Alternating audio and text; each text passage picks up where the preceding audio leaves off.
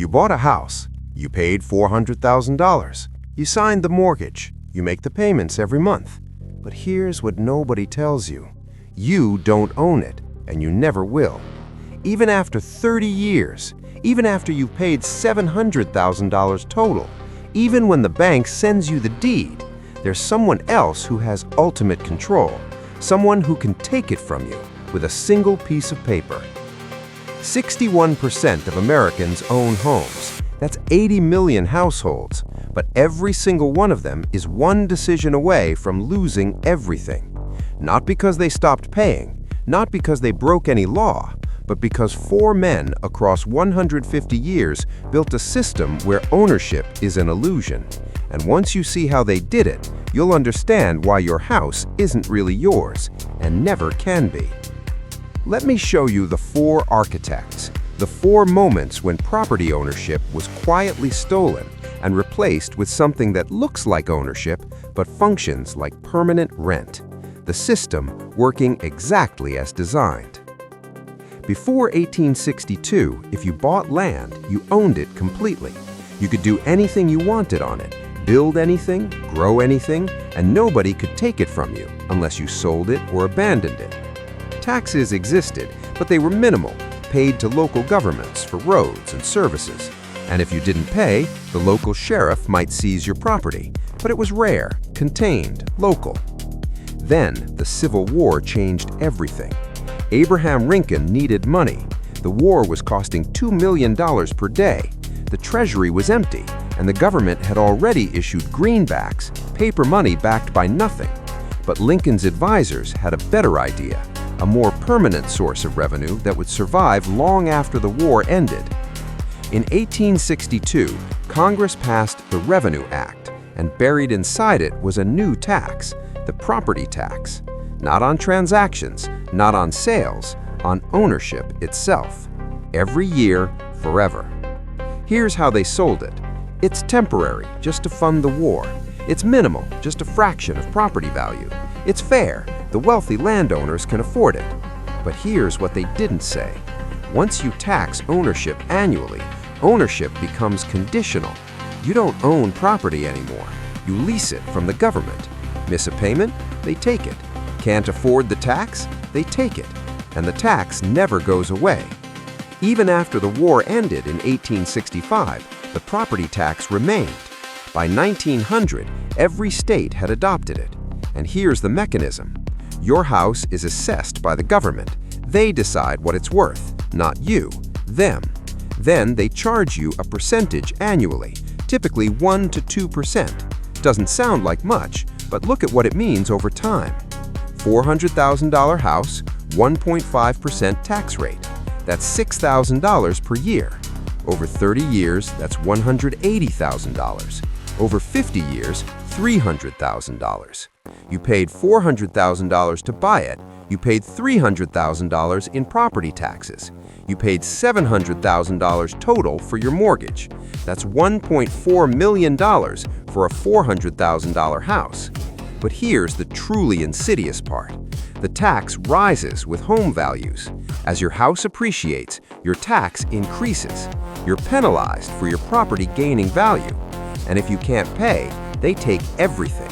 Not just the unpaid tax, the entire property.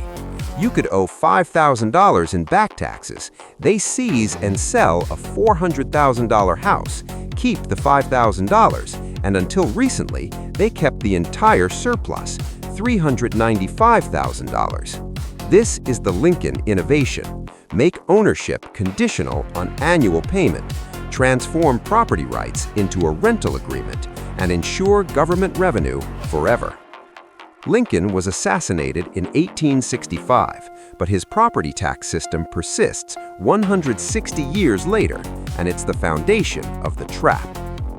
By the early 1900s, Americans owned property, but they were paying annual taxes, and many were struggling. Property taxes were $5 to $10 per year, but for farmers and workers, that was significant. Then the Great Depression hit. Unemployment reached 25%. People couldn't pay property taxes, and local governments started seizing homes by the thousands. This created a crisis, not for homeowners, for banks. Because when property is seized for tax debt, the mortgage holders lose everything too. So the banks needed a solution, and they found it in a politician from New York, Franklin Roosevelt. In 1934, Roosevelt created the Federal Housing Administration and sold it as helping Americans own homes, but the real purpose was to protect banks. Here's what the FHA did. It standardized mortgages. Before the FHA, every mortgage was different. Some were 5 years, some were 50. Some required 50% down, some required 10%. Interest rates were negotiated individually. The FHA created the 30-year fixed-rate mortgage, 20% down, 30 years to pay, fully amortized, meaning every payment includes principal and interest. This sounds helpful, and for some people it was. But here's what it really accomplished. It made homes more expensive. Before the 30-year mortgage, people saved up, bought small homes, paid cash, or took short-term loans and paid them off quickly. Homes were 2 to 3 times annual income. After the 30-year mortgage, people could borrow more because they had 30 years to pay, so sellers raised prices. Homes became 4 times income, then 5 times, then 7 times. By 2024, the median home is 8 times median income. You need $100,000 in income to afford a $400,000 house, and you'll pay $700,000 total over 30 years. The banks collect $300,000 in interest on money they created from nothing, because that's how mortgage lending works. The bank doesn't lend existing money. It creates new money when you sign the loan. You borrow $400,000, the bank credits your account with $400,000. That money didn't exist before. It was created by your signature, your promise to repay. And for that privilege of turning your future labor into present money, you pay $300,000 in interest over 30 years. This is the Roosevelt innovation. Extend the payment period, inflate home prices, and ensure that buyers are indebted for decades. Roosevelt died in 1945, but his 30-year mortgage system persists, and it's the mechanism that makes the trap inescapable. By the 1960s, Americans were locked in. 30-year mortgages, property taxes, rising home prices, climbing. But there was still some freedom. You could modify your property, build an addition, start a business. Zoning didn't matter much. Then the suburbs exploded, and with them came a new form of control: homeowners associations. The first HOAs appeared in the 1960s, and they were sold as protecting property values, maintaining neighborhood standards, keeping things nice. But here's what they really created: private governments with more power than public ones. An HOA can fine you for the color of your front door. They can prevent you from parking in your driveway. They can ban solar panels, vegetable gardens, political signs. They can foreclose on your home for unpaid fees, and you can't opt out. When you buy a home in an HOA, you automatically join. The rules are binding. You agree by purchasing, and the HOA can change the rules after you buy. There are now 370,000 HOAs in America, governing 30 million homes. That's 40% of the US population. And the restrictions are absurd. Wrong shade of beige, $100 fine. Mailbox slightly dented, $250 fine. Grass 0.5 inches too tall, $500 fine. And if you don't pay the fines, the HOA can place a lien on your home and eventually foreclose. You lose your house over a mailbox. Here's who profits from this: property management companies. They run the HOAs, collect the fees, enforce the rules, and they get paid whether you comply or not. The largest HOA management companies manage billions in fees annually. It's a massive industry built on micromanaging homeowners. This is the HOA innovation. Even if you pay off your mortgage, even if you pay your property taxes, you still don't control your property. A private corporation does.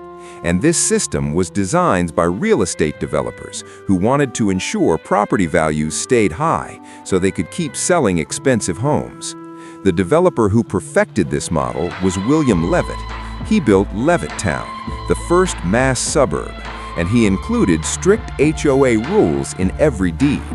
Levitt died in 1994, but his HOA model persists, and it's the mechanism that ensures you can never truly do what you want with your property. By 2008, Americans were trapped.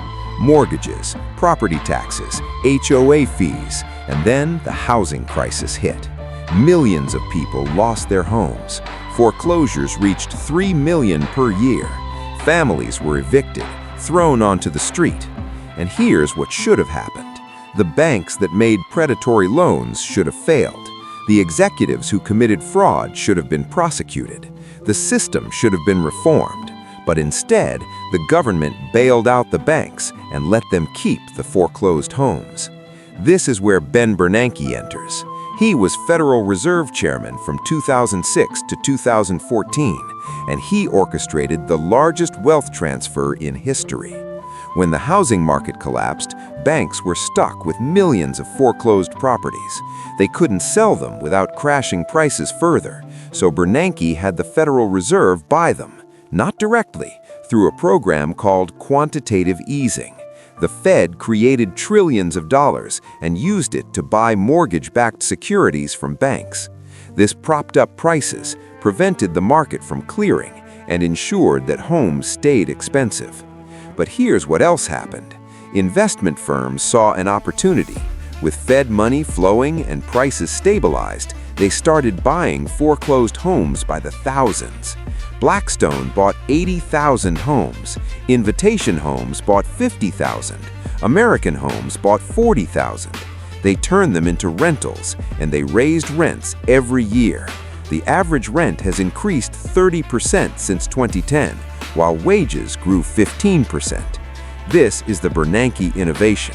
When the market crashes, don't let it clear.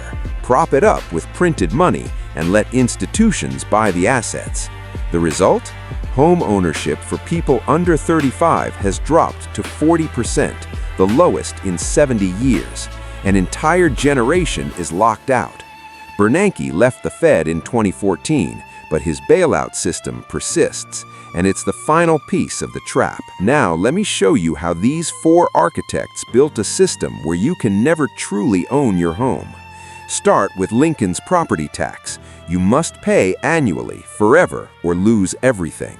Add Roosevelt's 30-year mortgage. You're in debt for decades, paying double the purchase price. Add Levitt's HOA. Even if you pay off everything, you still don't control your property. Add Bernanke's bailout. Investment firms now own millions of homes, competing with regular buyers, driving prices higher. The result is what we have today. 80 million American homeowners who think they own homes, when really they're just paying rent to a system that was designed to extract wealth from every payment, every month, forever. If this changed how you see homeownership, if you finally understand that your deed isn't freedom, but a contract with multiple landlords who never go away, then you're starting to see how the system really works. Subscribe if you want to understand how the machine was built and who's operating it, because they're not going to teach you this in real estate school. They're going to teach you that homeownership is wealth building, but the architects knew better. Homeownership isn't wealth. It's the most profitable form of rent extraction ever invented, and you signed up for it willingly because they called it the American dream.